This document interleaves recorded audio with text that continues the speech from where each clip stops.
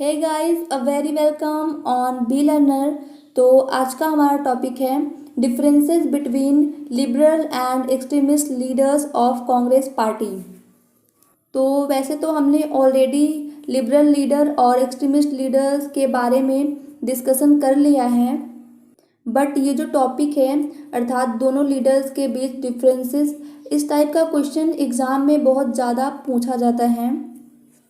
तो इसलिए मुझे लगा एक सेपरेट वीडियो बनानी चाहिए जिसमें केवल हम दोनों लीडर्स के बारे में डिफरेंसेस ही कवर करें। ठीक है, तो चलिए स्टार्ट करते हैं। तो आपको पता होगा जो इंडियन नेशनल कांग्रेस था उसकी इस्टेब्लिशमेंट 1885 में हुई थी और 1885 से 1905 तक उसे लिबरल लीडर्स लीड करते हैं। और इसके बाद कुछ ऐसे वहाँ पर इवेंट होते हैं, वहाँ की जो सिचुएशन है वो बदलती है और जो हमारे लिबरल लीडर थे उनका विरोध करते हुए कुछ वहाँ पर एक्सट्रीमिस्ट लीडर आते हैं। तो दोनों के बीच क्या डिफरेंसेस थे वही हम आज कवर करने जा रहे हैं। तो पहले लिबरल लीडर्स की बात करते हैं। यहाँ पर पॉइंट 1 है, liberal leaders believe in British rule. तो जो हमारे नरम दल के नेता थे, जो लिबरल लीडर थे, वो ब्रिटिश रूल में, ब्रिटिश गवर्नेंस में बिलीव करते थे। ठीक है, मतलब इन्हें विश्वास था कि हम जो भी डिमांड ब्रिटिश गवर्नमेंट के सामने पुट करेंगे वो उसे फुलफिल करेगा। ठीक है, और अब इसके अपोजिट देखते हैं, जो हमारे एक्सट्रीमिस्ट लीडर थे, जो गरम दल के नेता थे, वो क्या मानते थे। तो वॉयलेंस लीडर में पॉइंट फर्स्ट है, extremist leaders didn't believe in British rule and they said that the British government didn't fulfill all the demands of the Indians. He used to fulfill only such demands in which also hidden that's profit. It means जो हमारे extremist leaders थे वो British rule में विश्वास नहीं करते थे। उनका कहना था कि जो ब्रिटिश गवर्नमेंट है वो हमारी सभी मांगों को नहीं पूरा करता है, वो केवल उसी मांगों को पूरा करता है जिसमें उसका भी कोई प्रॉफिट होता है। ठीक है, तो इस प्रकार से ये ब्रिटिश रूल के अगेंस्ट थे। ठीक है, एंड अब सेकंड पॉइंट देखते हैं, the liberal leaders used to ask for their demands through applications.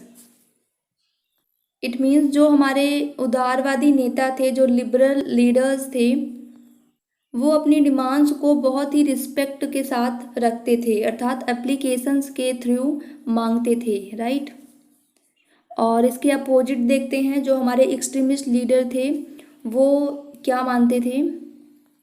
तो एक्सट्रीमिस्ट लीडर्स का कहना था, the extremist leaders said that the leader of liberal party do not demand but beg for arms।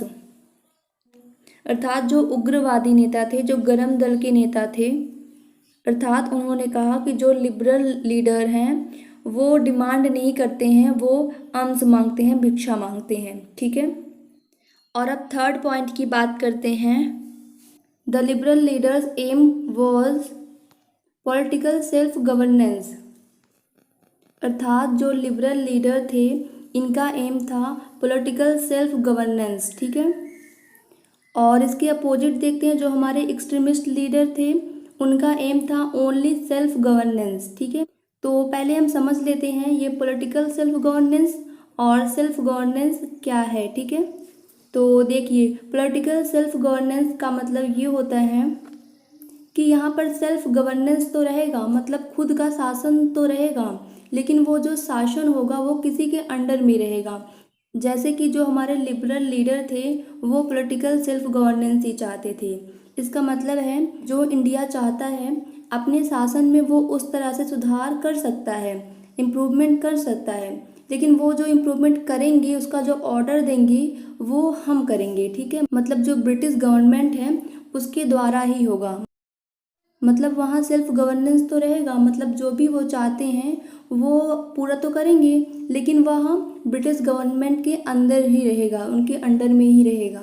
ठीक है, तो इस प्रकार से उनका एम था पॉलिटिकल सेल्फ गवर्नेंस। ठीक है, और इसके अपोजिट जो हमारे एक्सट्रीमिस्ट लीडर थे वो सेल्फ गवर्नेंस चाहते थे।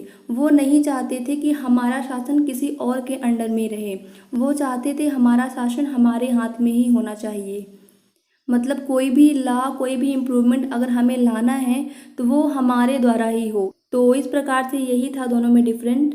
ये चाहते थे पॉलिटिकल सेल्फ गवर्नेंस और ये चाहते थे सेल्फ गवर्नेंस। ठीक है, जो लिबरल लीडर थे ये उनके अंडर में ही काम करना चाहते थे और जो हमारे एक्सट्रीमिस्ट लीडर थे वो उनको दूर भगाना चाहते थे और खुद का गवर्नेंस स्थापित करना चाहते थे।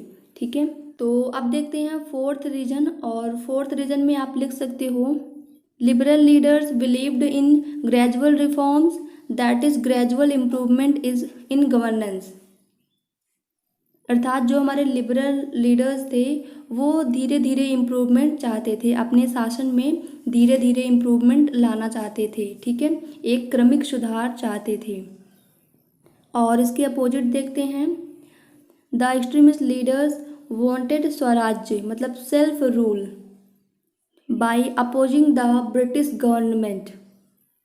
अर्थात जो हमारे लिबरल लीडर थे ये चाहते थे सेल्फ इम्प्रूवमेंट, अपने शासन में, अपने गवर्नेंस में धीरे धीरे इम्प्रूवमेंट लाना। लेकिन जो हमारे एक्सट्रीमिस्ट लीडर थे वो ब्रिटिश गवर्नमेंट को ही भगाना चाहते थे। वो चाहते थे वो दूर जाएं और अपना हम खुद का सेल्फ गवर्नेंस यहाँ पर इस्टेब्लिश करें। ठीक है, और अब देखते हैं fifth difference. Liberal leaders didn't suppose any differences between the profit of India and British. अर्थात जो हमारे लिबरल लीडर थे वो इंडिया और ब्रिटिश को एक ही समान देखते थे, मतलब वो दोनों को एक मानते थे।